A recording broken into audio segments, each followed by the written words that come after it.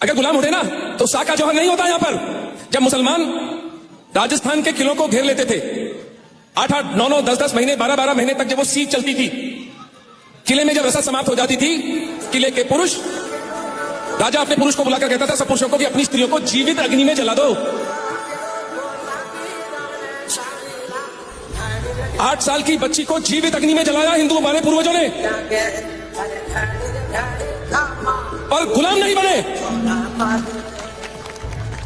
साका जौहर इन 1303 ईसा के बाद वाली जो सन आता है, 30,000 स्त्रियां महारानी पद्मिनी के नेतृत्व में जिंदा अग्नि में स्नान करती हैं। 30,000। 1568 तीसरा साका जौहर, 10,000 स्त्रियां। जरा गिनती करिए कितनी यहां पर 50 भी नहीं बैठी स्त्रियां, 50 स्त्रियां ये लाइन लगाकर जीवित जलने जा रही हैं। सोचिए, just take yourself to that moment.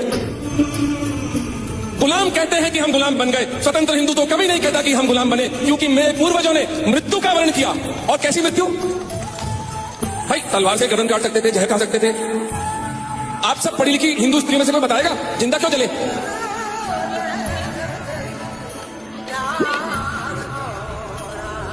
सोचिए, आज भी यहां जो बैठी स्त्रियों में से 90% स्त्रियों को नहीं पता नेक्रोफिलिया क्या होता है, यानी मृत शरीर के साथ संभोग।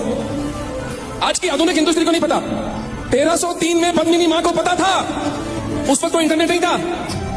उन्होंने कहा कि मेरे मरने के बाद मेरी हड्डियां और नाखून मिलेंगे मुसलमानों को, कर लो तुमको जो संभोग करना है।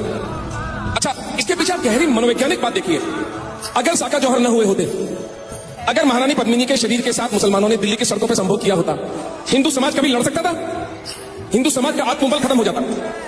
उन्होंने वो अपनी बलि देकर जीवित अग्नि में स्नान करके वो संभावना ही समाप्त कर दी, अपने पुरुषों को मुक्त कर दिया। अब जाओ, तुम्हें किसी को बचाना नहीं। तुम्हारी पत्नी, तुम्हारी मां, तुम्हारी बहन, तुम्हारी बेटी सब जीवित जल चुकी। अब तुमको जितनों को मार सकते हो मार डालो और खुद भी गदी पा जाओ।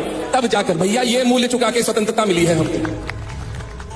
हिंदू कभी एक दिन के लिए भी किसी के गुलाम नहीं रहे, क्योंकि वो हमारे फैब्रिक में ही नहीं है।